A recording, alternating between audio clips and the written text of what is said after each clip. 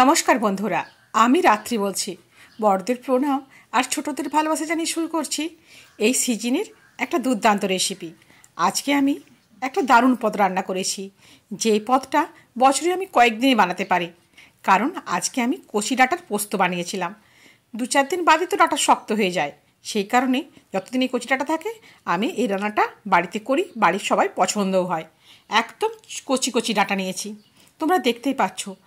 ডাঁটার গায়ে এখনও আঁশ জন্মায়নি, মুড়ে দিলে মুট করে ভেঙে যাচ্ছে। এরকম কচি ডাঁটা দিয়ে এই পোস্ত বানালে ভীষণ খেতে ভালো লাগে বন্ধু, আর খাওয়াটাও ভীষণ ভালো। এই জন্য আমি ডুমো ডুমো করে আলু কেটে নিয়েছি।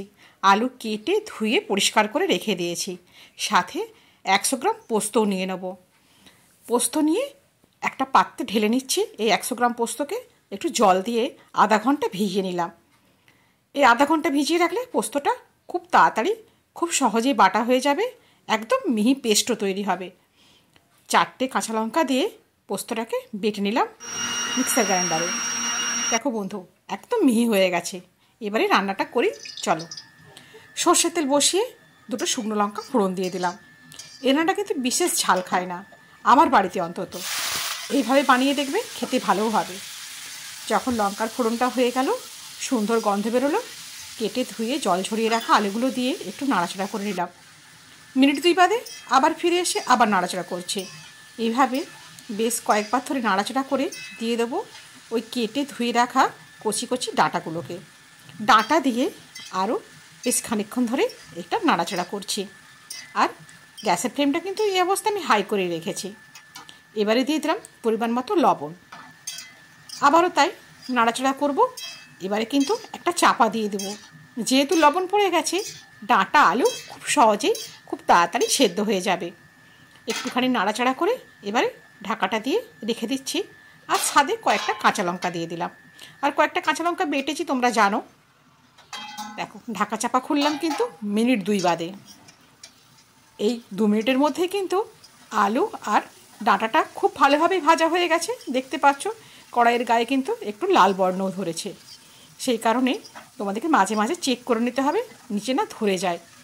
এইভাবে খুব ভালোভাবে আলু আর ডাঁটাকে বেশ ভালোভাবে ভাজা ভাজা করে একটু নাড়ি চাড়িয়ে নিচ্ছি। এবারে দিয়ে দেবো পরিমাণ মতো জল। এই পোস্তটা একদম শুকনো শুকনো খায়, খেতে ভীষণ ভালোও লাগে গরম ভাতে। জল দিয়ে দেবো। জল দিয়ে একটু জলটা নাড়াচাড়া করে আবার ঢেকে রেখে দেবো মিনিট 5-এর জন্য। এই অবস্থায় কিন্তু গ্যাসের ফ্লেমটা আমি মিডিয়ামে রেখে দেবো। এতক্ষণ হাই ছিল, এবারে মিডিয়ামে রেখে আবার ফিরে এলাম মিনিট 5 বাদে। মিনিট 5 বাদে ফিরে এসে দেখছি একদম ডাঁটা আলু পুরোপুরিভাবে সেদ্ধ হয়ে গেছে। দেখেছো কেমন টকবক করে ফুটছে? এই অবস্থায় কিন্তু পোস্তটা দিয়ে দেবো। পোস্তটা দিয়ে দেবার পরেও কিন্তু এবারে বাটিটা ধুয়ে একদম পরিষ্কার করে এই বাটি ধোয়া জলটাও কিন্তু পোস্তর মধ্যে দিয়ে দেবো। তারপরে মিনিট 2 ধরে হালকাভাবে ফুটিয়ে নেবো।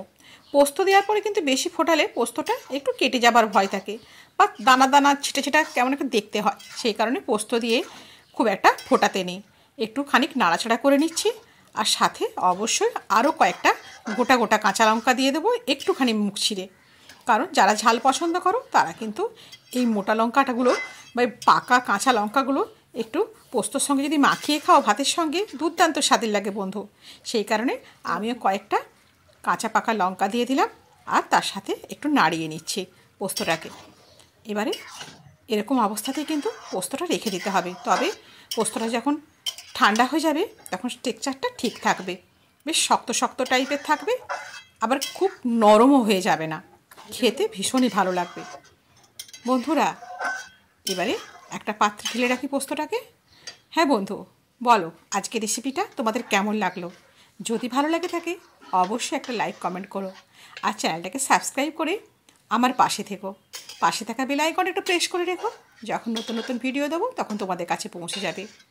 আর যদি আমার ভিডিওর কোনো একটা অংশ বা আমার রান্নার বা কোনো রেসিপির কোনো একটা অংশ যদি তোমাদের ভালো লাগে, অবশ্যই একটু শেয়ার করে দাও প্লিজ। আজ তাহলে এই পর্যন্তই। সবাই ভালো থেকো, সুস্থ থেকো। ধন্যবাদ।